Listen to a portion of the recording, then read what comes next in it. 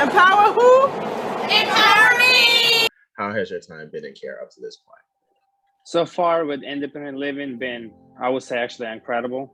Now, if it comes to being in group homes and all that, that has not been, the best thing I have experienced. But my first group home was pretty great. I liked that. Second group home wasn't so well.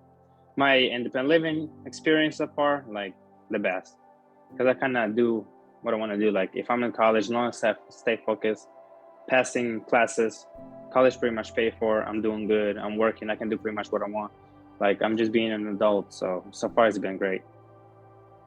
Who are your adult supporters that's been guiding you to make sure that you're on the right path? Well, it was mainly, I have a mentor.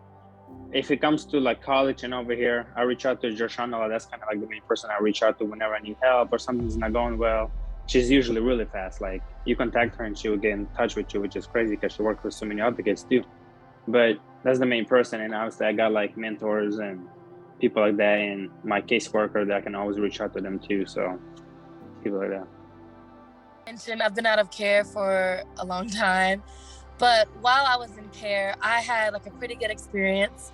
I was in care from 14 to 16, and I would say that I loved the group homes I was at.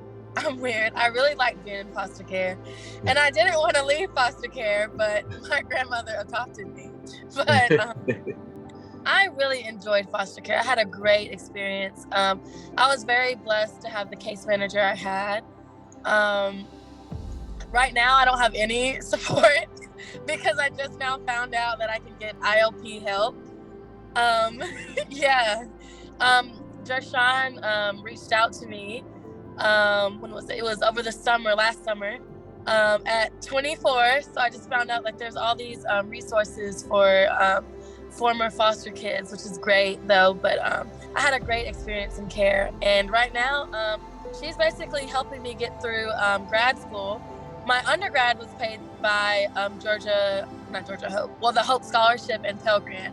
So I was able to use the fact that I was in care like from the age of 14 to my advantage because I got my undergrad free, and Joshon is helping me pay for grad school. So it's been great. Yes. Tell us about your experience up to. Well, I got put in defects at the age of 14. 13, I think. Yeah, 13. And then I've been moved around 3 times, and I've had 5 different caseworkers right now. And it's been hard, but I know I can get through it because everybody tells me I'm a strong person, and I believe it. So I believe that I'm able to get through it. Okay. And who are your supports to help you get through it? My mom, my dad, my people here at the group home. What are some things that you feel could be improved in the foster care system? I feel like I know usually caseworkers visit once a month, but my last caseworker visited me once in 2 months, and I feel like everybody should be able to get their voice out and be able to state what they want to the caseworker, and the caseworker be able to be able to like be more open with them about what they want. So what is something that you wanted to speak on that you feel like you wasn't heard? Like I've been trying and asking for like a while to see my siblings, and so then like they don't I know they understand, but it's like a problem that I can't see them, and I would really like to. And how many people have you spoken with about this particular issue? Everybody. I would say the same. Basically, when I was in care, my siblings and I were separated at one point, and we didn't get to see each other it was about 4 months we didn't get to see each other. But we were literally we're cities apart, so but still. And I even requested like talking on the phone with them, but you know, it didn't happen. And also, when I was in care, I went to 4 different high schools my freshman year because I know I went from a 4.0 GPA to like a 2.5 because the schools I went to were in different counties. So like all the curriculum was like different. So I ended up like failing like 2 classes and it was very rough. So yeah, that was very hard for me. That was like one of the worst things though, just moving schools and having to give up being in like marching band and give up being in debate.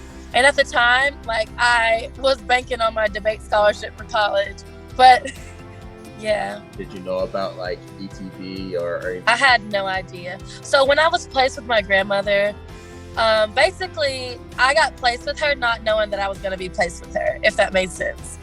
So it's still permanency on you. Yeah, there was I honestly didn't get to sit in any of my hearings or anything. I didn't get to, like, whenever I was placed with my grandmother, this was the first time I met this woman. Because she was, like, on my mom's side of the family, and I had never had contact with him, like, growing up at all. So there was no grace period for you to get to know each other. Literally, the day that I met her, like, the day I moved in with her was the day that I met her. She was just like, "Hi, I'm your grandmother. You're coming to live with me now." And I'm just like, okay, this isn't what I want. But yeah, literally. And yeah, I was 14 and I had no say on who this person was or anything. And I had counseling for about like a week and then it stopped. Do you think a young person should have a say in that type of decision? Definitely, especially given that I was 14. Like, I am basically, I was in the mindset where I was capable of making, like, you know, those kind of decisions of where I want to spend the rest of my, you know, adolescence at. And I did not have a choice at all where I got to go. The day that my dad died, my case manager came to me at the group home and was like, "Pack all your stuff, you're going here." I don't think it's really something that y'all can change, but it's mostly the people that run the foster homes or group homes. Because for the first 3 homes that I've been to, it was horrible. Like, the staff that work there or the staff who own it, they're not there to help the kids have a future or help them become an adult. They're there for the money. But the one I'm at now, the people here actually care for us and actually want us to do better and actually teach us what we got to do and give us life situations that make us see the world at a different angle. So they actually, it takes a different type of person to work at a group home. What is something that you think foster care should change or correct? I think exactly what he said, because that's exactly the problems that I had. I always been a good kid. I never really had problems and nothing like that. Everybody kind of liked me. But even if I was a good kid, it's still like the staff, you can't really change that. And I had a group home that was amazing. Like, it's called a group home. It's a home, right? And I had one that felt like a home. You come from school, blah, blah, blah. They're ready, like, just to see how your day was. And it just felt amazing. You were happy to be there. And I had another one that you come there and it seemed like regular people coming to work just to get paid and go home. Like, some things you will hear from them is something like this. Like, let's say they didn't like what you said or something like that. Next thing you know, they'll be like, "Well, at the end of the day, I go home, you stay here." It's like, well, that's nice to hear. Like, that motivates me a lot, I guess. So you hear some crazy stuff from the staff. I think they need to sometimes hire a little more professional staff. And it probably starts with like hire people because they can't see that. But that's what I would say. So I have a wild idea. Would you think it would be great for when they're interviewing staff that a young person be a part of the interview?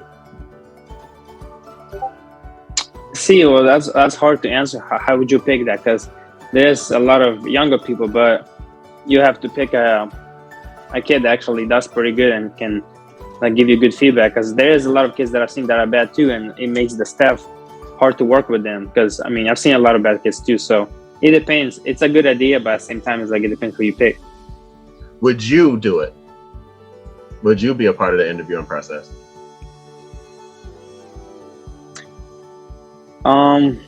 I mean, if they have to change the group home and improve the group home, sure. Like if it's just a bad group home and I've seen just like, for example, like my old one, and I've seen that over and over again, sure, I would. Like if that's gonna help the group home, sure. And what questions would you ask in their interview process? Well, the first thing is, have you had any experience? Because a lot of them come there, they never had no experience. They had no past trauma, nothing. So they wouldn't have no idea how to fit in your shoes. They come there and they think they know everything. It's like, how can you relate to somebody if you have no idea what I've been through? Like, Empower who?